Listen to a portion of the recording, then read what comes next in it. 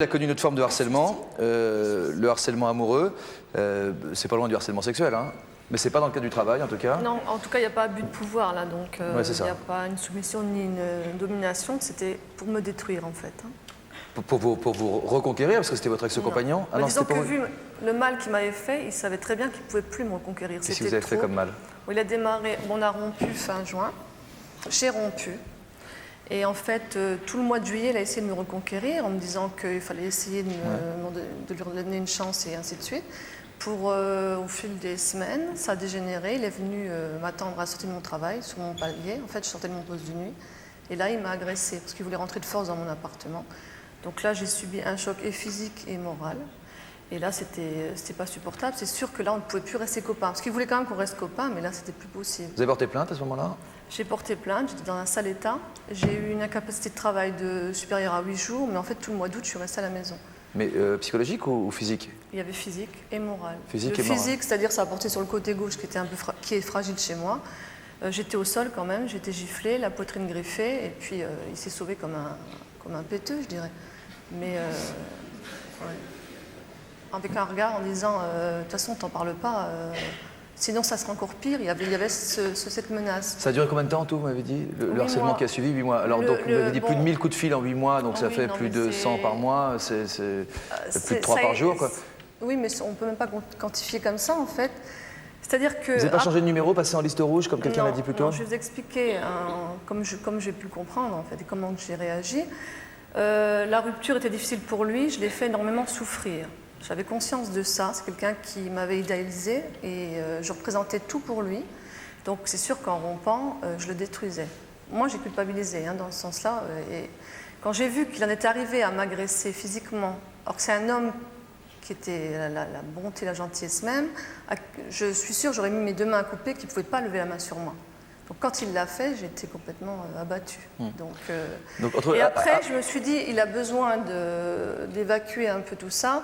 J'avais mon numéro de téléphone pour qu'il parle. S'il ne m'avait pas au téléphone, il ne m'entendait pas, il venait à mon domicile, sur mon palier. Il était là. Donc le fait de passer par le téléphone, ça le soulageait. J'étais tranquille. Donc il vous appelait, il venait vous voir, il y a eu cette agression dont on a parlé. Il me suivait à mon travail. Au mois d'août, disons qu'il a été dans une phase très dépressive où il avait envie de se ficher en l'air. Donc, quels ont été les autres moyens de pression qu'il a utilisés? Les autres moyens, donc à partir de septembre, ça a été... j'ai eu une violation de domicile, donc j'ai une infraction à mon domicile. J'ai dû porter plainte contre X parce que rien ne prouvait que c'était lui, mais après coup, on a su que c'était lui. Parce qu'en fait, à mon domicile, il a trouvé une réservation de vacances pour mes fils et moi pour l'hiver. Et il a envoyé un fax en utilisant mon nom, en disant qu'un de mes fils était malade, donc c'était tapé à la machine, il a utilisé ma signature, donc c'est déjà un faux usage de faux. Pour annuler vos vacances, pour annuler mes vous vacances, ennuyer, en fait. Et puis bon, un coup de chance, la personne a voulu des justificatifs pour l'hospitalisation. Vous avez pu retourner la situation. Et j'ai pu retourner la situation. Mais quelqu'un qui vient chez soi dans son dos, ça commence à foutre la trouille, ça, mais là, j'imagine. ça commence à faire peur parce que toujours, j'étais un peu naïve et je me suis dit, c'est pas possible, il va s'arrêter. Et en fait, j'ai jamais eu à rétorquer qu'il empirait chaque fois. Ça a été des pneus crevés, ça a été des dénigrements auprès de mon employeur avec des lettres anonymes.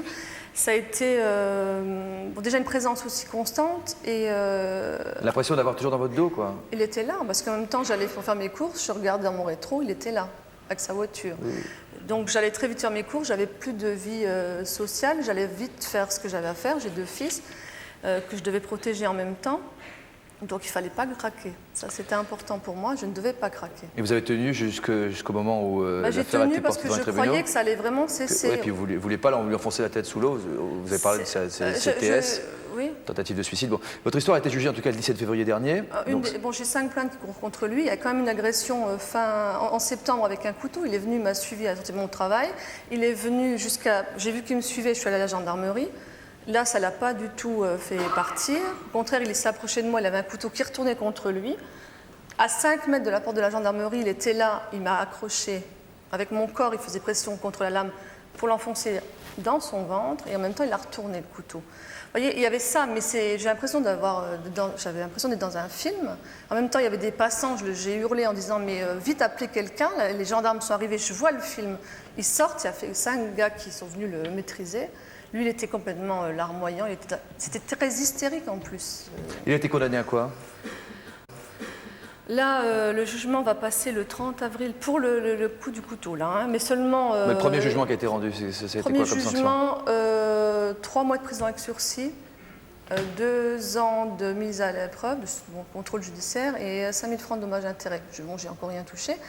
Et je pensais que ça allait le faire calmer. Non, donc il y avait encore plein d'autres choses. Mais ça continue encore aujourd'hui? Maintenant, il est en prison. Comment il s'est retrouvé en prison, Maria?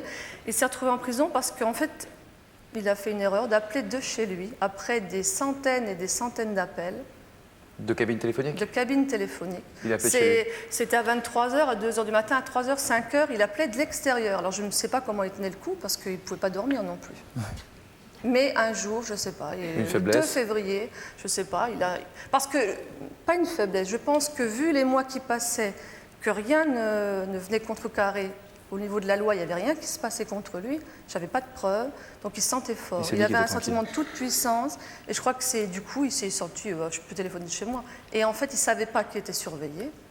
Il ne savait pas que tout était enregistré, que les télécoms avaient donné la liste à la gendarmerie, qui a relevé enfin son numéro.